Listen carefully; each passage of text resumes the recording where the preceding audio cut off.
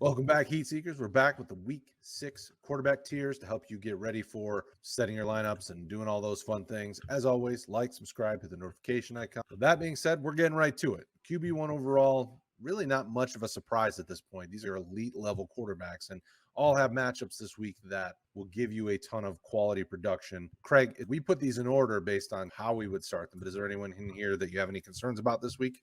No, I don't. The biggest potential concern, if you just want to throw it out there, is Rodgers going against the Bears. It's a divisional game, rifles, all that. Maybe you can create a narrative where they give him problems. We're not worried. Down to QB1. We got pretty usual suspects at this point. Joe Burrow actually got moved up into the QB1 category because he's facing Detroit. But you have to note that he did get released from the hospital. He's appears to be okay and probably want to keep an eye on the injury report. If he isn't going, this would be Brandon Allen, who's the backup. That isn't QB1 per se. Should be okay, though. It was just a throat contusion, I believe, is what he was in the hospital for. So we would anticipate that he should be good. But this is a group of guys, Heinicke is one of those that the weeks can go back and forth. But Kraig, how do you feel about this group of quarterbacks? I like it a lot. Hurts is the really different one in here, that it's his upside with his feet combined with throwing that just keeps him in that QB1 conversation. Darnold's the one that I have more doubts on out of this, just based on the fact that we're starting to see more signs of the old Darnold that existed in New York show up here now. I think if McCaffrey does play, that does help him. It takes the onus off of him as being the guy to run the whole offensive show there. And Heinicke, we've seen that team's defense is not what we thought it would be, and they're getting into just shootouts, which is just great for his value based on volume. They're throwing the ball a ton. And against Kansas City, points can be had against them. That defense, as people have talked about ad nauseum, isn't what people thought it would be. They didn't think it would be a world beater, but they thought it would be better than it is, and it just hasn't been so far.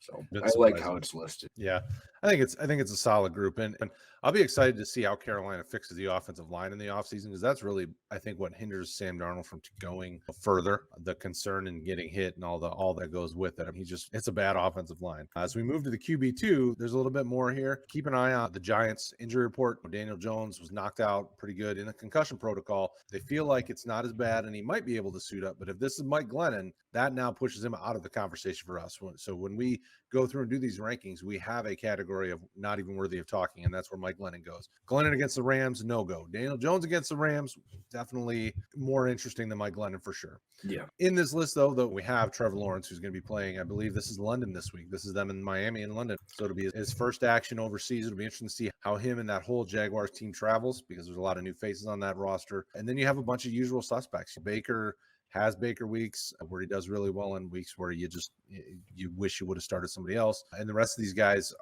there's a lot of concerns across the board. Carr's got a new head coach. What do they do? Probably going to try to keep things similar, but how does the whole team handle that? Cousins from week to week can have really strong performances, can have okay performances. What are you thinking about this QB2 category? Is there somebody you trust more than the others in this group?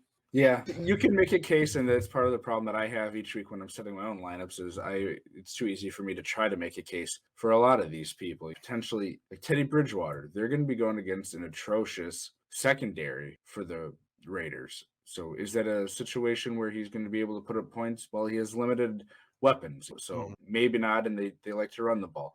Wentz is probably the one I feel the best about. They came off a heartbreaking loss that should have never happened, but they showed a lot of positive signs on their offense there, and they're going against Houston's defense is allowing points one way or the other. It's the same sort of thing with Mac Jones. Yeah, you could see something where he's putting up points that Colts defense gave up a whole bunch of points Monday night. Could you see a game where he ends up throwing the ball more and they just methodically move the way down the field and are scoring points? Yeah, you could. Same thing with Tannehill. AJ's back with another week under it. He's getting more comfortable with these new weapons, so to speak. Are they going to end up just having finally one of those explosive games that we've been hoping for against Buffalo? You could see it, but I'm not banking on it. Stranger things have happened. Yeah. So as we move down to the flex, it's a smaller category, and it gets even smaller. So flex, Goff going against Cincy, they can be thrown on, but this defense is better than people think. There's some quality here, and they're good at getting after the pass rusher. Detroit's down their stud offensive lineman. Decker could be eligible to return, I think, as early as this week. And he has been getting into warmups, and he's been with the team. I don't think he's there. Goff is going to be under pressure all day, is being a rookie and doing what rookies do. He's going to have good weeks, going to have bad weeks. So Goff is a scary one to play. Tua coming back from injury. another scary one to play, but Jacoby Brissett's been up and down with the injuries. And then Ben almost feels like the most safe out of all these, which is terrifying to think about. One good week does not make a season. Like, just because he got lucky last week doesn't mean he's back. What do you think about these flex plays, and is there anything different in your mind with these guys? One thing to note for Seattle, Geno Smith, who's taking over for Russell Wilson, we had him as a team smack dab between Tua and Brissett, depending on which one plays. That's where he'd be sat in there. I liked what he showed. I had liked him coming out of college, and of course, it never materialized. I'm not saying it's going to materialize now, but he does have nice offensive weapons around him. And I like him. I'm not believing the Ben week from last week, personally. I just can't trust him. And you're saying, oh, you're going to trust Geno Smith over him more? If I'm having to throw one of these out there in a desperation play, I like just what I've seen more out of them. Give me Geno Smith-led offense over the Ben Roethlisberger. And if I fall on my face and look like an idiot, hey, we've all been there. That's part of it. But Geno none of Smith these foolish. are great. And this really is just the sort of end of the line, really, on guys. None of them are great options.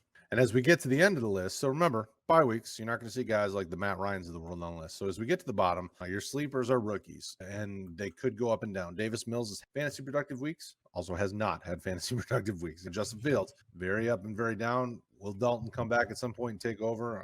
Who knows at this point? These are guys that are break glass in case of emergency, super flex type plays. On your one QB, you're not going to have to worry about touching most of these guys anyway.